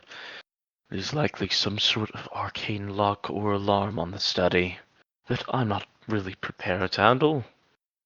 Which way do you think we should go? No matter, we have to clear the whole place, don't we? Pick one. Let's go right. Right it is. Okay. DM, I'm also gonna keep a listen for if any guards are coming our way. Very, very good idea. As Mm-hmm. you keep your ears open for other guards that are potentially on their way, you hear the call come from outside first. The shouting of guards panicked as they come rushing in through the doorway to see what may have caused this. They are at the ready. Jess is still trying to blend in with the shadows since she's wearing all black. Yep. If Jess wants to give me another stealth roll at this point, because the hour isn't quite up, you're still technically invisible. That will be no. I'm not invisible because Chris had to. Steve had to drop it for Oh, right. something else. Okay. Person. Yeah. But 19 anyway. On a 19, with the fact that the torches are being put out, you are fairly confident that you've managed to find and hide behind the corner of the wall. They haven't seen you, as far as you're aware. Viren, Excellent. you are next at the back and still technically able to be seen. What are you doing? I'm gonna roll a d20 real quick to determine what he would do. There's two options we've got here. Murder? Or later murder? And wow! Like that in the middle. Would I be able to attempt to slip behind the sort of corner here and hide behind a wall temporarily? You can certainly try. If you are trying to hide, roll your stealth check. I'll move everyone up so that you can fit in there. Oh no. An 11. Oh, no, On- a 10. On a 10, Oh boy. Oh boy. and these aren't very bright guards, to be fair. Please. Please. The first one doesn't spot you, but the second one does. The guards have vanished from my screen. Yeah, that's because you're around the corner. Okay, no worries. There is a wall there. I have actually built the walls into the map. Ooh. Ooh. Nice. So, with that 16, you have been seen, Viren, and the guard calls you out. He is going to run up to you, and he is going to attempt to make a spear attack and hit you accordingly. Excellent. Does a 17 hit? Yes, it does. Do I use it now? There'll be 4 points of piercing damage No. as the tip of the spear strikes you. DM, Yes. Excellent. since the guard is within 5 foot of a party member, could I do a sneak attack? If you can sneak up behind him and he hasn't seen you, I'll attempt it. I will allow it, but let's conclude this little bit first. So you take 4 points of piercing damage, Viren, and with that, we are going to let Jess make her move. So I'm going to sneak up behind the guard that's just attacked Viren. I'm going to pull out my dagger and attempt to slit his throat despite the prior trauma from Razorback Sally. Fair enough. Roll to attack. That's a 15 to hit. You are flanking, Mhm. so advantage. Natural 20 for a 25. Everything Yes. doubled. Everything's doubled. Roll your damage. Dagger, sneak attack, all of it doubled. Double damage, 7, 12? Is that it? Am I correct? Can I math? Did you add sneak attack? She hasn't added her sneak attack. Oh, damn it. Excuse me. It's just my. Not that it matters, but hey, go for the glory. Go for the glory and bear with me. An extra 2d6. There we go. Brutally So that's an kill extra this 6. guard. So That's 12, so that's 14, yeah. 26. As you are sneaking up behind this one, you reach around and you slit its throat in front of Viren. Viren can see it quite clearly what is happening, but gives nothing away. How do you want to decimate this one guard? Just very quickly go up behind, grab one arm around the waist, and then the other arm, right hand, straight across the throat, Very well. and let him drop. Well, I'll let him, him or her struggle a bit before dropping the guard. Very, very well. You do just that. The other guard starts screaming. Oh boy. What Oh, are the rest of the party doing first before we get to Viren's reaction? Can I jump the guy with my long sword? You can if you can get there. Which, I- bearing in mind these corridors are narrow, you can pass. And yeah, you would be able to make it around the corner to plunge him with your longsword. So go ahead and roll your attack. Sorry. All right. Give All me right. 1 second Can to I, read up on something. can I join in on that? You can indeed. Right, so it doesn't add anything to my attack. All right. Longsword. Oh, Oh no. Oh, Oh, haven't. come on. you swing with your longsword and you miss. You strike the wall next to the guard.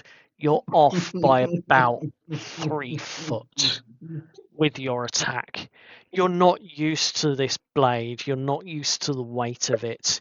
It's been a while since you've actually wielded any actual real weapons. It's all been training weapons from your martial arts when you were training judo and jiu-jitsu and ninjutsu and the other sort of martial arts as well, with some of the weapon fighting that you did back on Earth.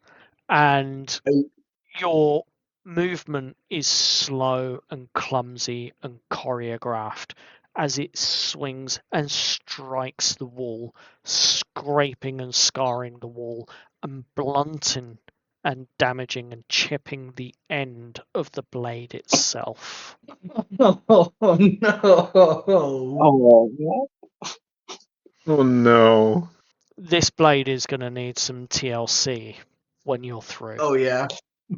Oh, Vice, what are you doing? he's just going to try throw 2 daggers at a guard. 2-weapon fighting, essentially. Distracted by the guard being distracted by this swing and a miss, you take the opportunity to throw your daggers. Please roll to attack. All right, this will be the first dagger. Oh, that Oh, was like 18. It's with the rolls Oh today. no. Dog. all right, that's why we have 4 daggers. We're throwing the second one. Mm-hmm. I'm gonna have to get involved here in a second. I'm gonna get involved. Nice. The first dagger misses and it buries itself in the oak door behind the guard, but the second dagger flies straight and true as the guard looks behind him, laughs. This second dagger strikes him in the back of the head. Roll your damage, please. Sadly, it is 2-weapon fighting, so it's just a D4. We just click on it. Mm-hmm. That's a full 4. He reaches Just up. grace him for it. He reaches up and dislodges the dagger from the helmet he's wearing.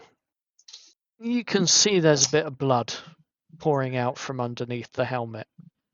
As he turns, Oh, man. he looks at you, he sees Steve standing in front of him, and he's just gonna lash out. He is carrying a spear as he plunges it towards your chest, but you easily deflect it, cracking the spear in two as I roll a nat one. Aw. I guess you could say in this It's always good when appeal. the DM rolls nat ones. Oh yeah. God. Alright.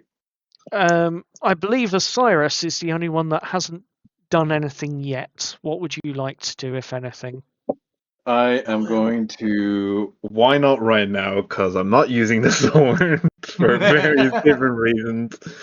I'm going to use my only other weapon that I actually have, which is my hyper transfer. Go on. So we're gonna go werewolf. Okay. Yep. I'm no loud yelling or anything, just silent in the corner.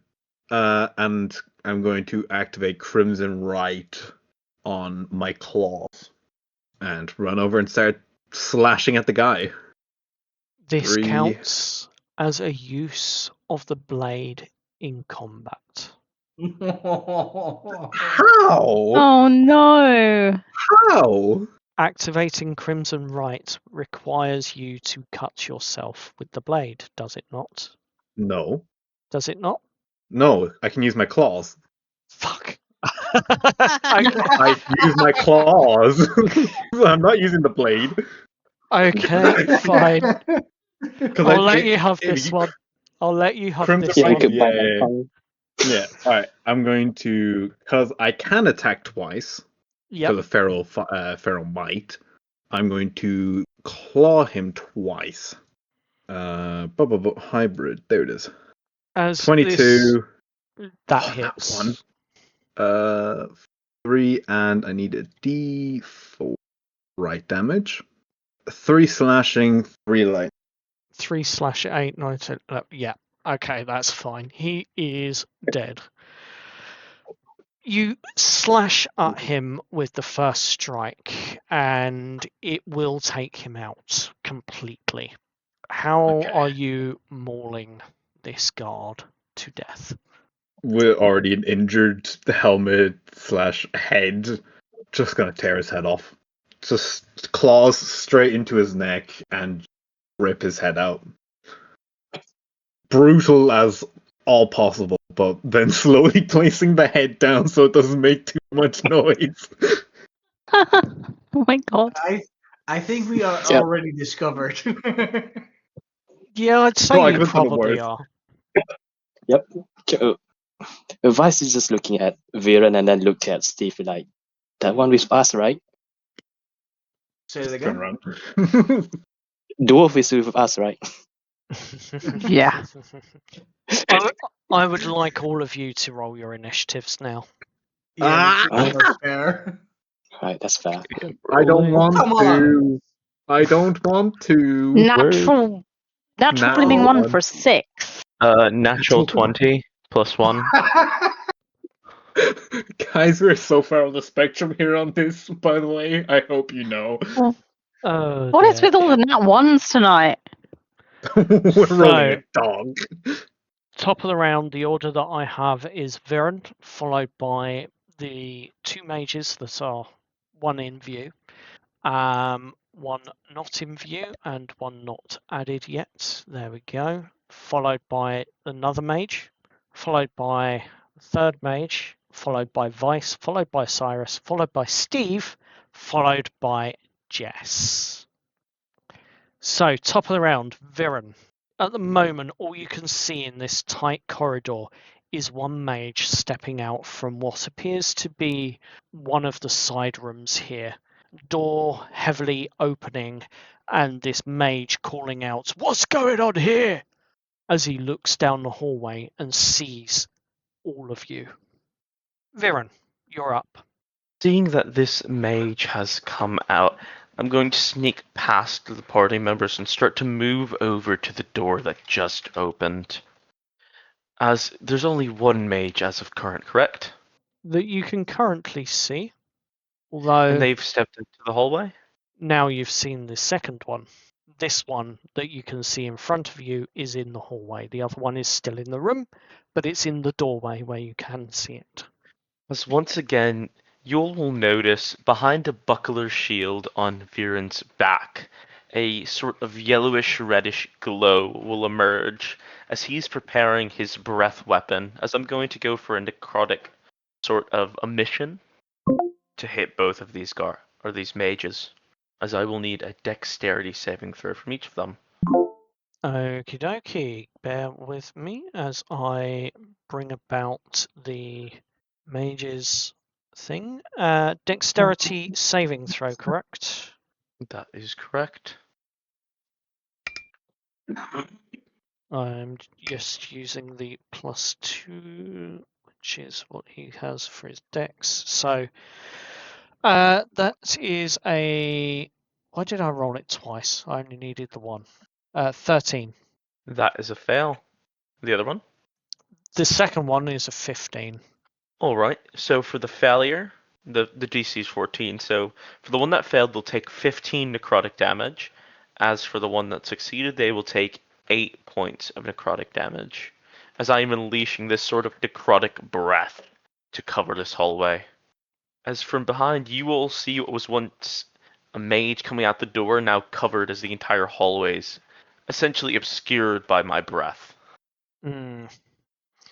Unfortunately for you, the mage that is just inside of the doorway doesn't get hit by any of this, but he can see you, and he is looking at you, and he starts to cast mage armor on himself. Very well. And he did take half as much, but, you know. He did. Well, with that, I'm going to draw my shield and start to sort of block the doorway now, using my ranger movement to get as close to being within the doorway as possible, while having my shield drawn, as I'll end my turn there. Fair enough. Good turn. So with the mage taking his turn to cast mage armor and up his defense a little bit for his actions, it is now the mage in the hallway's turn, and he is not happy with you. His first action, as he's looking at you, looking down the hallway, I need to find the definition on that one, but he is going to cast the mage's favourite No. Oh no.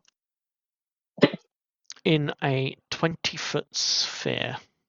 Yep. No. It's Oh no. fireball burn. Viren looking back at the issue that is not his problem. Am I able to see the guy casting fireball? Yes, you can. Okay, it won't show me on the actual screen, but Yeah. little question for you. If I Yes. use my blood maledict, Mm. could I make it so he doesn't see where he's shooting? It's not an attack. Is it a reaction? It is a reaction. Then technically yes. However, he is casting this in an area, in a 20-foot sphere, and the save is a dex save from all of you that are Okay. within its radius. As this ball of flame launches itself forwards in an attempt to capture as many of you as possible within its sphere of influence. That would be Vice, that would be Jess, and that would be Steve. I need dex saves, please. Oh heavens. Come on, guys. You got this, guys. Come on. That'll be a 15. Ah. Yep. Back. What? Spell save 21, 15, and come on, Steve. I just got back. Sorry. I need a dex save. Yeah. Oof. One sec. I mean, it's the same modifier. Yep. Eesh. Steve, you fail. The others succeed, thankfully, as you Yeah. all look to take a total of halved. This is gonna be fun. No. That's 6. Sorry, I'm trying to look while loading. 11 halved, which is 6. I thought that was Viren. That's Viren. Oh, Viren. Okay, sorry. Uh-oh. 28 halved. 28 half, that's 14, 7 for Vice because Yep. the Vice Devil takes Warrior. 7. The rest of you take 14 points of fire damage. Oh my god. Is it full or halved? For you, Steve, you Yeah, I'm failed your save. You are Yeah, down. I'm down. You are unconscious and burning. Quickly, DM, I cannot actually see any tokens or anything. My token is outside for some reason. Oh, that's because right. Okay, let's put you back in there. Let's get rid of the wolf that I was using to represent you. There you go. Sorry, my bad. Okay, thank you. All good, all good, all good. Don't worry. You were just outside of the 20 foot there. Viren was outside of it. Vice is safe as this explosion takes out Steve. He is unconscious Oh no. as the flames clear. Oh. No, because that's Oh, well, I'm not going to tell you anything. Next, the other mage is there, if I'm correct. Yep, it's that one, and he is opening the door. 10, 15, 20, 25. no, don't you open the door. Don't Also open help the me. door. And he is coming Not round you. the back behind where Vice is. And you, Vice, see this mage coming behind you as he looks. Yeah. He's just going to move up towards you, and that will be the end of his turn, Vice. Next. Vice, what are you doing? Vice is just going to look at Steve going down and be like, stay with me, kid. As if he's going to hum for a bit. Start praying to Timera as he casts. You know what? Let's splurge for a bit. Let's go mass healing word. Okay. Mass healing word. Actually, that's just to switch it up. Healing word for now for Steve. And hope for the best. Okay. Steve, you're alive. As you cast your healing word, Steve, Yeah. you take a total of 8 points of healing, I believe that said. Yep. So you are back on your feet with feeling very, very wounded. Okay, that really hurt. Join the club. Sure, just take your time, right? I'm just going to Vice is now just going to use his action to now use his dagger and read it with radiant light as he casts True Strike on the mage in front of him. Very But sadly, well. he doesn't. Yeah, I'm just going to use Firebolt hit for this because it's charisma base, but it's melee attack from the dagger itself using my spellcasting bonus, Yep. and we are hoping for the best. Very well. That'll be 15. Yeah, so the attack and that is melee anyway, so that's fine. Vice Yeah. Azure on a 15. Let me just take a quick look. Yes, that definitely hits. Roll your damage for me. All right, we're just going to roll 1d6 plus 4 for the radiant damage. If we could click it. Okay, So that'll okay. be 6. Let me check the spell. True Strike. Yep. It's a plus 1 more d6. Fair enough. Let me just press it. Everything is here radiant. hmm So that'll be a total of 13 damage on the mage. Perfect. As your true strike hits, good, hard, and proper, It becomes clear that these mages are fairly tough. Nothing that you haven't handled before, Vice or Viren, but for the others, the pair of you are realizing maybe coming in here with them might not have been the best idea right now. Yep. How big is the corridor? The corridor is quite literally one person wide. Like the one where you are with the mage in front of you, Vice, that is literally maybe 5 to 7 foot side to side. That is a very narrow corridor, that side. The other side where Viren is, you could easily fit 2 people past each other. So I can get through him to distract him. Okay. Shall I deal the Vice for this turn? As he's holding his ground. As Vice holds his ground, Osiris, you in your wolf form see this mage coming round the corner. It's going to be difficult to get through to make the attack. Not impossible, it could be done. But what are you doing? Okay, hold on. Let me quickly plan. So that's just 5 feet to get a look. Cool. I'm gonna move 5 feet up around here just so I can see everything. As you move up into the corridor behind where Jess is stood, you do get a good view of everything. Okay. Let's see. Can I make it to that? No, I already used. Wait, how many feet do I have to move? 30. Do I get any? Where? I don't think so. Nope. So I'm going to use my frustration to saunter over to the one mage I can see. If I can actually click it, game. Dog. I don't want to. So I want to use. Would that be the one up in the corridor next to Viren? Yeah. Cool. Oh no, not that one. Cause I don't think I can make it that far because I only have 30 feet. Oh. It won't let me take off. It won't let me take off ruler. There we go. Click the arrow. There you go. Got it. Yeah, no, I'm going to move up to that one and...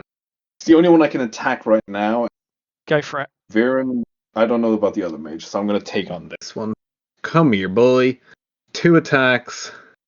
Claw or claw bite? Claw bite. That one definitely misses. Ooh, 1 plus 6. 18. On an 18, that hits. Your natural 1 from your claw, though, you strike the wall instead of him, and you catch your claw on the corner, and it rips one of your claws out. You're lucky it didn't take out the quick in your claw. I'll regenerate that. It's fine. I'll be fine.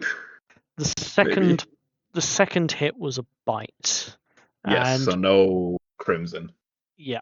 And with that bite, you managed to take a chomp out of this mage's leg.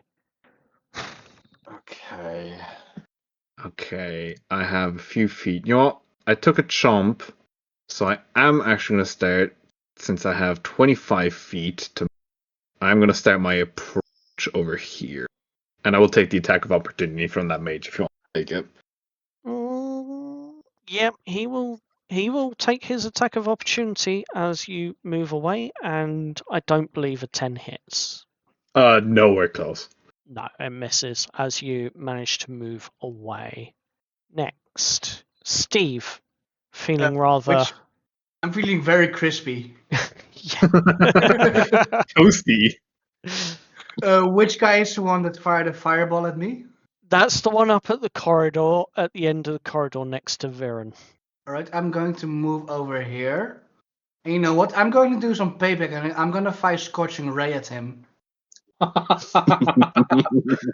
Fair enough. Although I am quite curious as to why your character sheets still has your character token still has an X on it. Did you put back the health and the thing? Yeah, Steve? I did. Okay, that's just weird. There we go. It's That's all right. I had the same problem earlier. My character sheet's saying full house, and I am not at full house again. All right. So this is I'm going to roll a spell attack. Go for it. I'm going to be. Spell Yeah, I was about to say. Yep. So first one is a 17 to hit. Oh, that hits. Yes. All right. Should I just roll all 3 attacks and then do damage, or? Yes, please. If they're Alright. all going to be the same type of damage, Yeah. that's fine. Yeah. And I say 12 to hit. This one is not mage armored. 12 meets it, beats it. So yes. Alright. And the Oh, last one. Oh, There we go. That's a 24. That is 3 lances of your scorching ray So- searing towards this mage that launched I- a fireball at you. May I describe it? Yeah, go for it. So Steve draws your his damage. Steve draws his damage sword. He clinks it against the wall to make a spark, and he's using the spark to fire these bolts at it. So that's 6 Sick. damage, 9 9, damage, 15, and 7. 22 damage. He is looking very sorry for himself as these blasts of fire streak towards him and hit him square in the chest. He is looking toasty.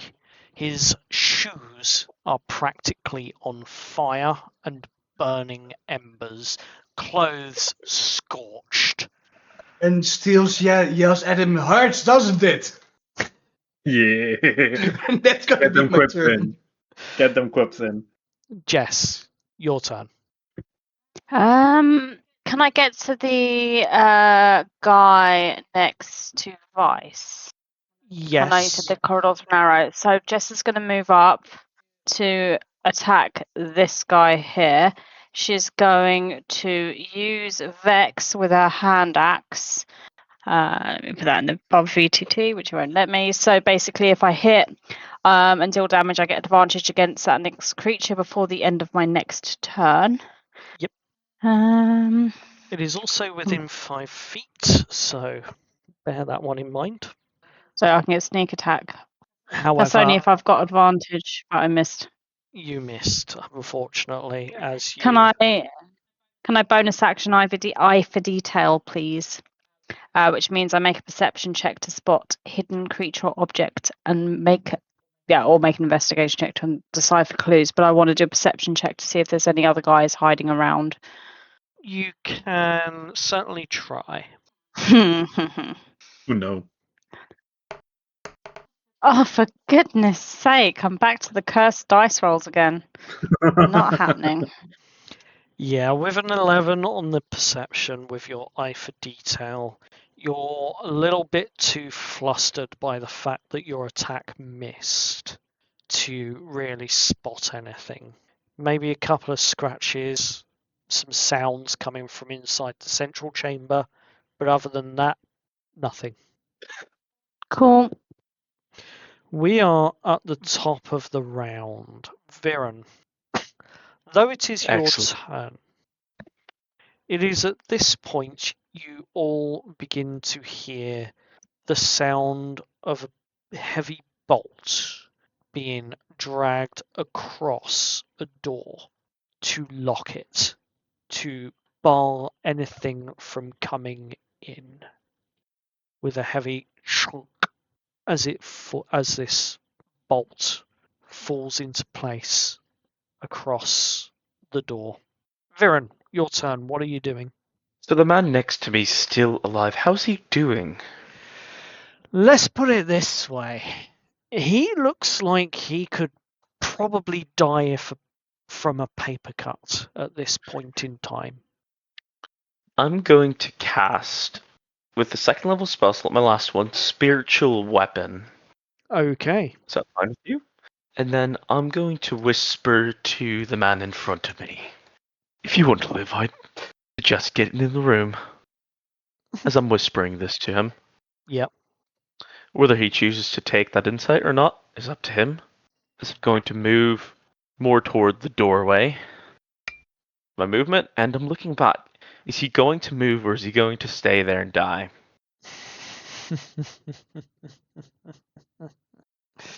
You rolled a 15 on a charisma save.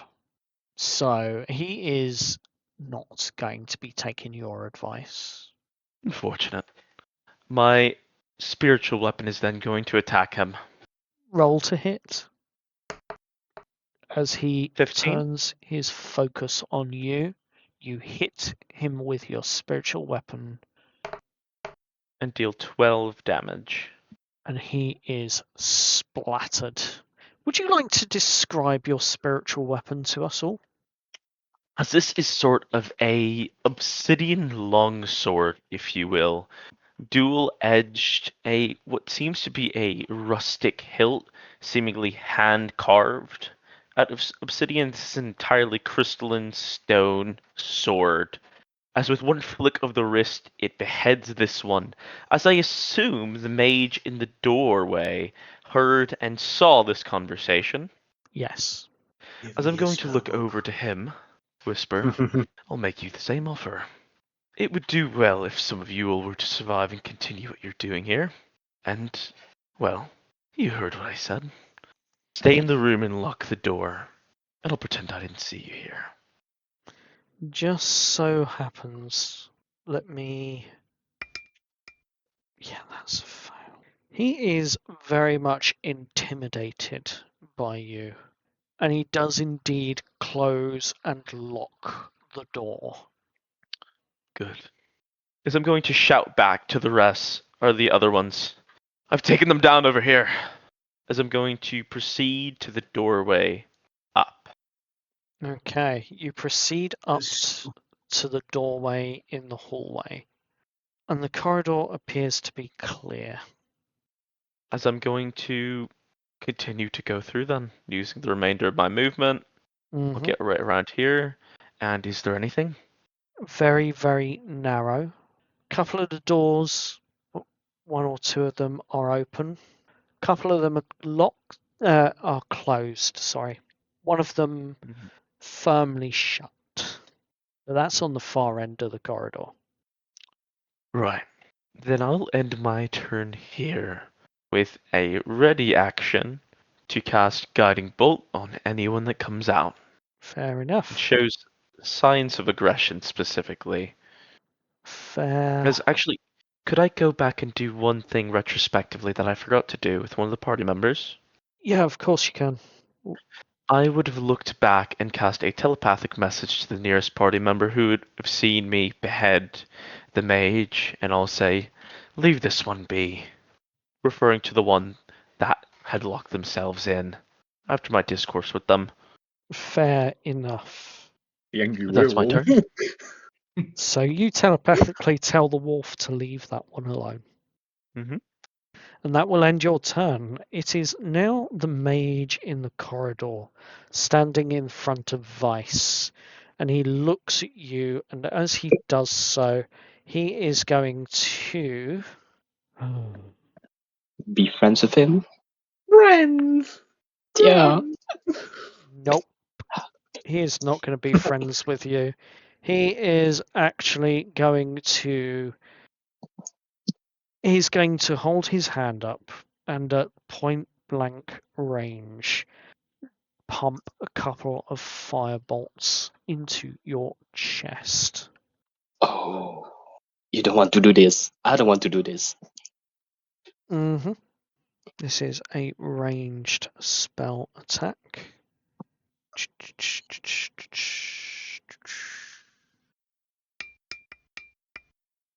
24 to hit. 24 would hit. So interestingly, that is going to be total of 11 points of fire damage as he pumps the firebolt into your chest. 11. Okay. will take about 5, right? Yes, 5. Okay. Taken. Resistant, are you? Fine. We'll play it your way then. And on his bonus action, he is going to ready a reaction. Oh, we can do that. He is readying a reaction. So he is preparing to cast something, Alright. should he need to. Vice, it is your turn. Alright, first of all, we're going to do about the inspiration. Our new friend over here, which is Jess, was it? Yeah. So you're getting a D8 for about it. And with that, we're just going to ping this feature, which allows me to punch him when I kind of spend about it. Yep. So we're going to roll an unarmed onto the mage. Ooh. Wow. This bard has a punch. Back Yeah, does condition. damage. God damn. Alright, does he trigger his reaction or? This is a physical action that you are taking, so no, it does not. Alright, so this will be the bludgeoning damage as you see here, and just spider lady, and full. Take Dang. 11 bludgeoning damage. It is a solid hit as you And then smack him. And then as his main action, he's just going to punch him again. Go for it. So you see, throw a haymaker, and then he try to throw a knee at him, and now just knee his stomach. Fingers crossed. This dude's just beating the shit out of his mate. Just straight hands. Yeah, that hits. Alright, so hopefully this rolls better. There'll be 7 damage bludgeoning. For another 7 God. points of bludgeoning damage as you near enough take Oh. him right out. Very close. I was raised in the street, boy. I know what you are. Oh You no. don't want to do this. You don't want to do this. I know what you are. Oh no. Who let the spellcaster have hands? Who did this? Alright, and then he's going to take a step back, provoking attack opportunity. If he sure wanted to. He can. It'd just be a straight dagger. Does a 15 hit? Nope. Nope. Oh, free dagger, thanks. I lost like 2 earlier. No. That'll be for Vice. He's not giving you a dagger. He's swinging with it. No, it's Panther. So that misses. Yep. And he looks at you and is like, no, my dagger. Our dagger. Sorry, end of turn. Our dagger. Oh my. This bird has hands and You were quips. not God supposed. You were not supposed to go in. Okay. But we are nearing the end of this part of the journey. As Osiris, it is your turn. We need to clear that out. I could go around the door. They just locked it, bolted it. Mm-hmm.